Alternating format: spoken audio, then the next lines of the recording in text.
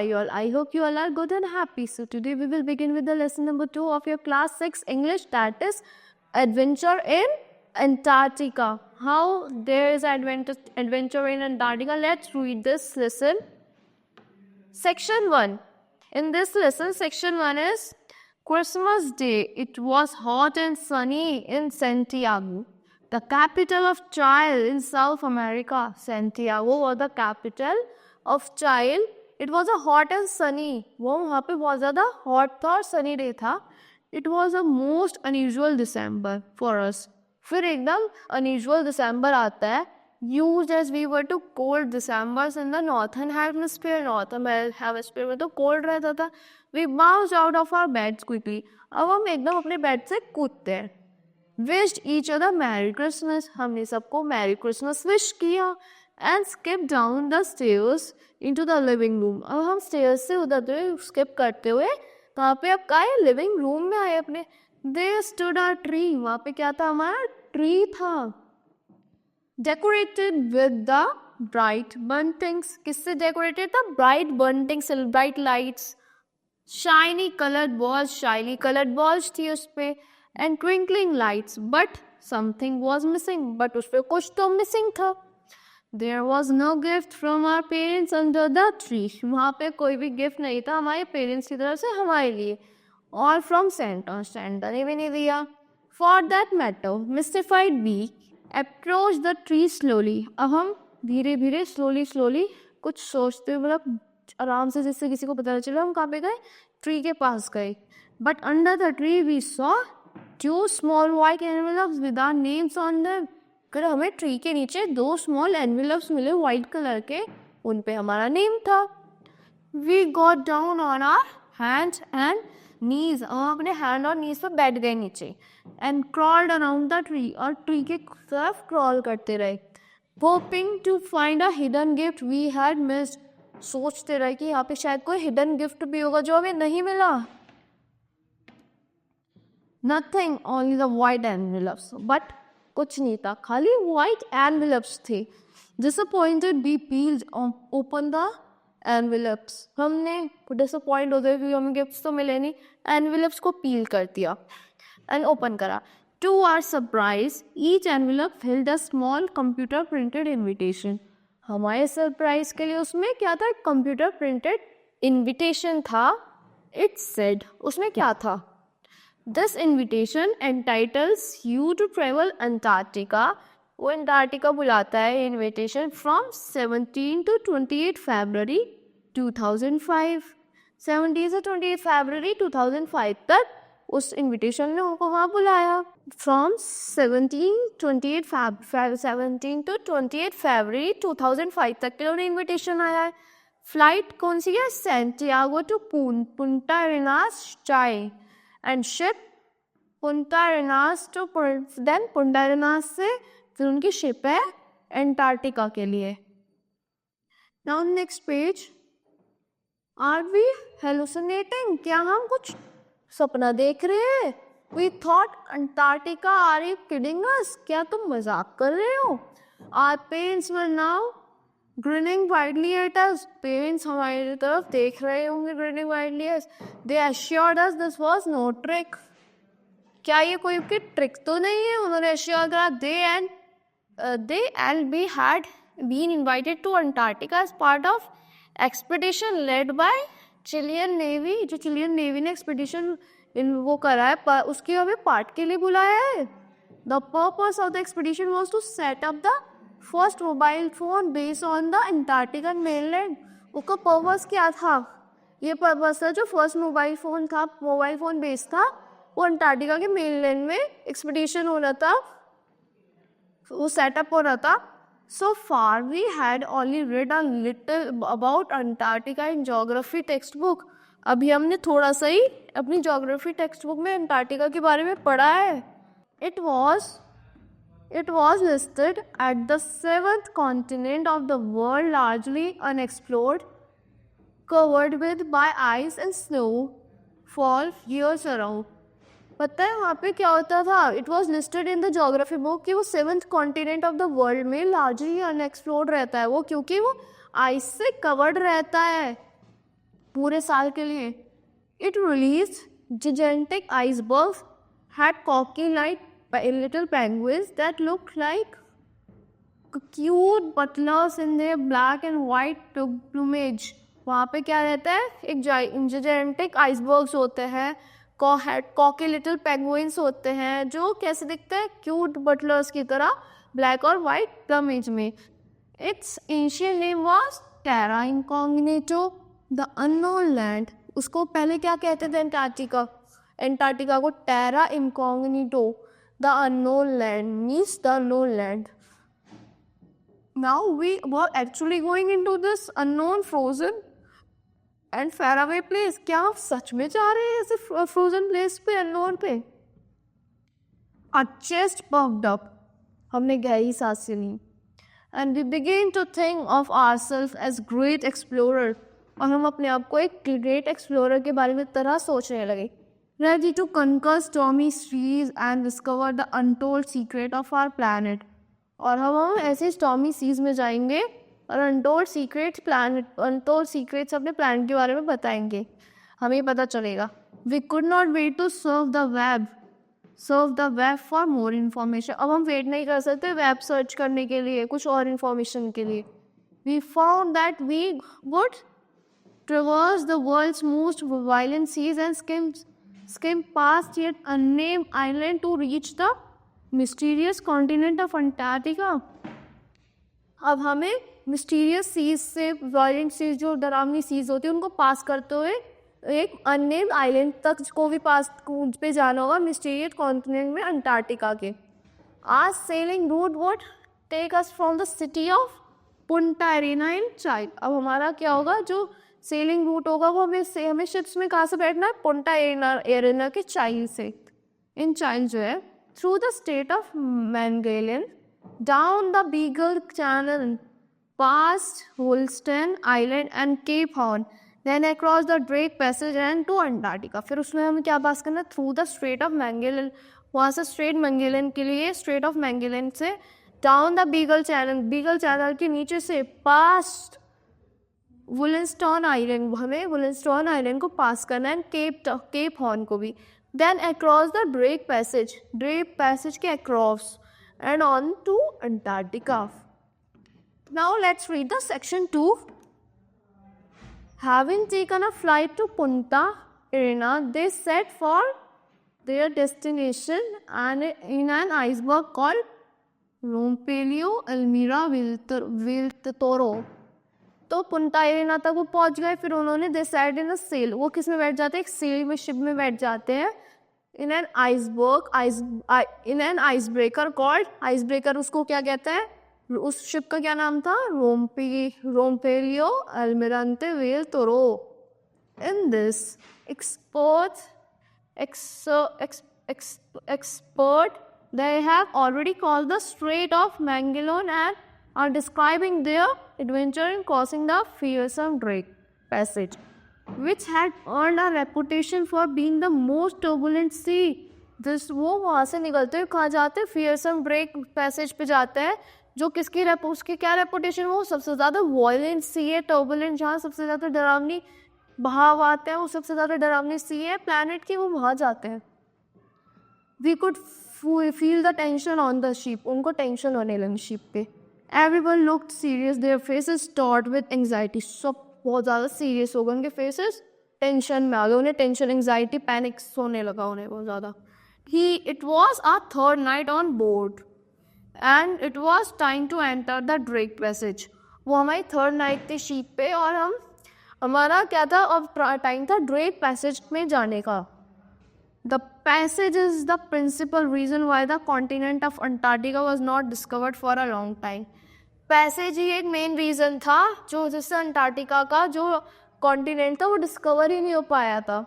Seafaring explorers and courageous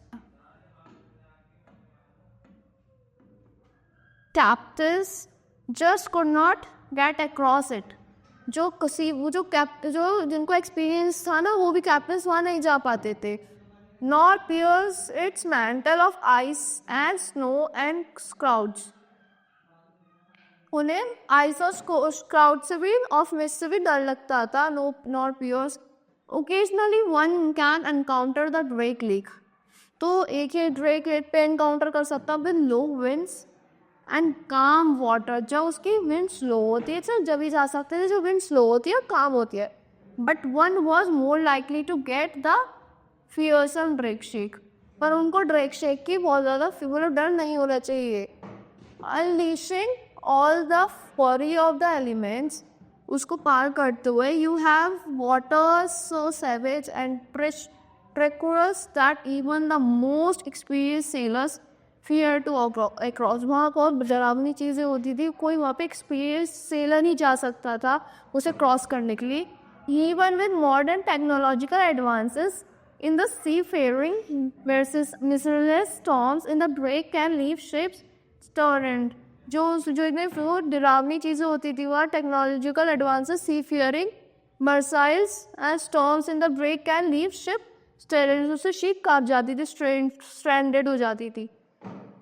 it seem that we were heading for some awesome condition. ऐसे लगता है हम कुछ ऑसम कंडीशंस में हम जाने वाले हैं जो टेक्नोलॉजिकल एडवांसेस की वजह से. Now we are moving towards the Antarctic convergence. अब हम एंटार्क्टिक कन्वर्जेंस की तरफ जा रहे हैं. The water of Atlantic Pacific and Indian ocean churn around Antarctica in a windy fury. जो वाटर है Atlantic Pacific and Indian ocean का वो चर्न हो जाता है मतलब मिल जाता है कहाँ पे अंटार्कटिका की ना विंडी फरी में. The beginning of the break passage itself gave us preview of how terribly fierce the seas would be all along. जो ड्रेक पैसेज था इटसेल्फ उसने गेव अस द प्रीव्यू. उसने हमें पहला ही व्यू दे दिया कि आगे जाके क्या ट्रेड हमारे साथ डरावनी चीज़ें होंगी. By bedtime the weather had deteriorated sharply. जो जैसे शाम होती है मतलब बहुत ज़्यादा ठंडा वेदर हो जाता है. The ship was lurching alarmingly. Ship धीरे धीरे जा रही थी. Waves 32 to 50 feet high were breaking over it bow at stern. जो वेव्स थी वो कितने ऊपर हाई तक जा रही थी 32 से 50 फीट्स तक.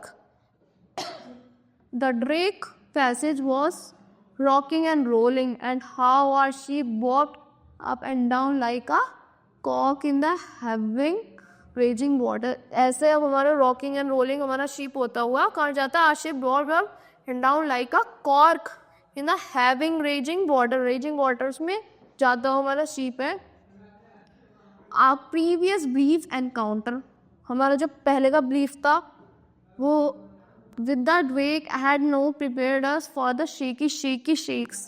जो हमारा पहले का डर था उससे हमारा ड्रेक है हमें उसने इतना प्रिपेयर नहीं करा था इन शेकी शेक्स के लिए. We had imagine at worst. हमने बहुत डरावना सोचा. An experience close to the most hair raising rides in Disneyland. वो एक जो मोस्ट हेयर रेजिंग मतलब कि बहुत जो डरावनी राइड्स होती हैं जिसमें हमारे गूज़बम्स आ जाते हैं ऐसे डिज्नीलैंड की राइड्स की तरह है. Not one of us had expected the full wind of 90 knots that hit us around 2 o'clock in the morning. जो 90 knots की जो वेव थी हमें किसी ने एक्सपेक्ट नहीं करा था कि रात के 2 बजे हमें लगेगी वो सुबह के.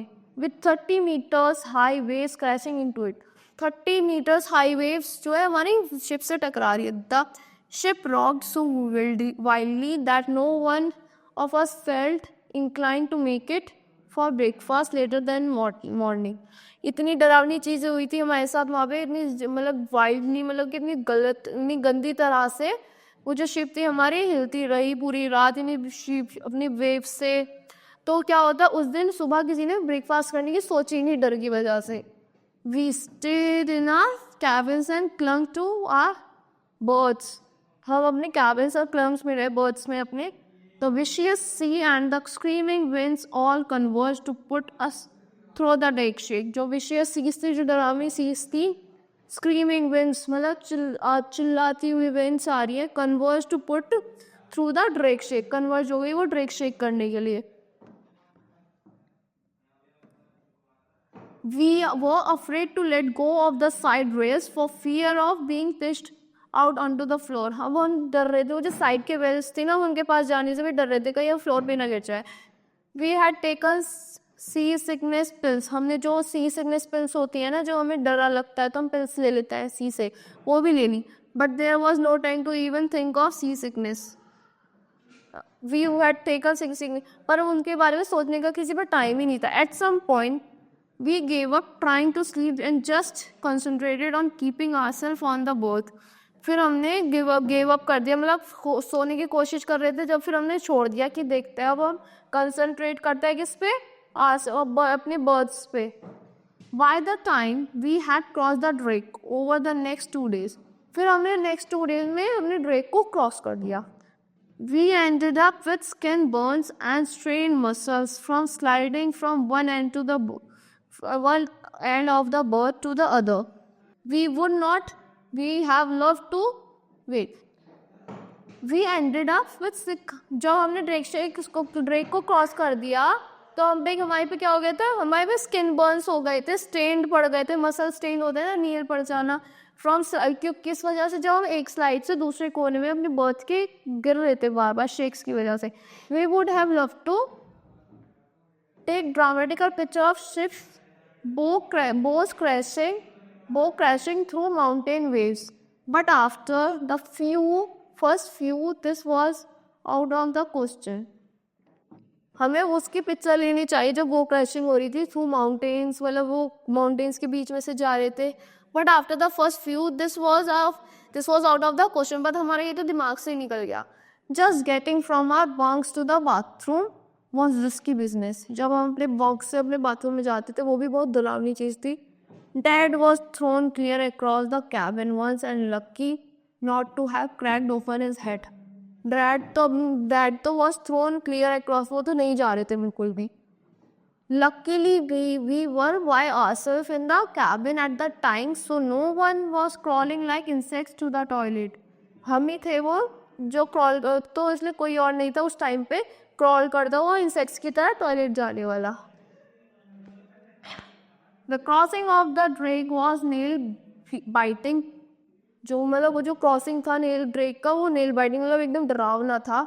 Hair raising experience, hair raising मतलब डरावना एकदम, बाल मतलब अपनी रूंगटे खड़े करने वाला. Howling winds, zero visibility, mist and fog, कुछ नहीं दिख रहा था, जीरो विजिबिलिटी थी फॉग की. No sun and enormous waves tossing and spinning the ship, मतलब बहुत इनॉर्मस वेव्स आ रही थी तो शीप से टकराती हुई. Around like clothes in a washing machine, जैसे क्लोथ्स टकराते हैं ना एक वॉशिंग मशीन में, ऐसे.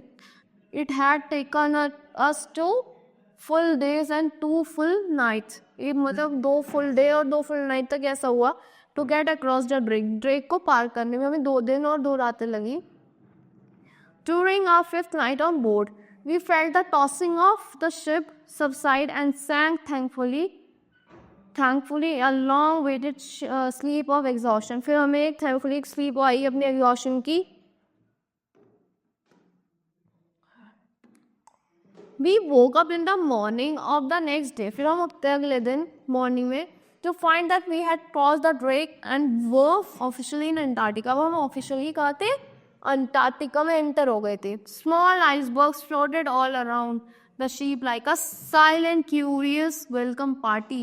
अब हमारे आइसबर्ग्स कहाँ टकरा रही थी, हमारी शीप से साइलेंटली टकरा रही थी जैसे हमारी कोई वेलकम पार्टी हो रही हो. While one large tabular berg lay easily to the right side. एक large tabular berg थी कहाँ थी, right side में.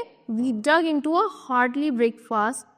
हमने एक breakfast करा, grateful to be alive. क्या सोचते हो कि अब हम जिंदा है. To be able to stand straight, अब हम सीधे खड़े हो सकते हैं without being knocked down, मतलब नीचे गिरते हुए बिना हम सीधे खड़े हो सकते हैं. And during such a stormy crossing was an experience to remember. ये भी एक स्टॉर्मी क्रॉसिंग जो था एक्सपीरियंस था याद रखने के लिए. The weather had eased and the rolling of the sheep was now almost pleasant. जो शीप चल रही थी वो बहुत ज़्यादा अच्छे से चल रही थी. Like a comfortable rocking chair, जैसे comfortable rocking chair होती है ना उसकी तरह. Our first sighting of land was Smith Island, but we did not stop there. एक हमें जो लैंड आइलैंड दिखा वो कौन सा था, स्मिथ आइलैंड था, बट हम वहाँ नहीं रुके.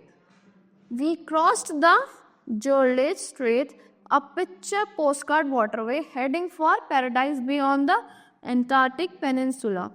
फिर हम चलते हैं जर्जिस स्ट्रेट से पिक्चर पोस्ट कार्ड वाटरवे थे हेडिंग फॉर पैराडाइज, जो पैराडाइज में bay on the Antarctica peninsula की जा रही थी। The northward finger of the polar continent, क्या है वो?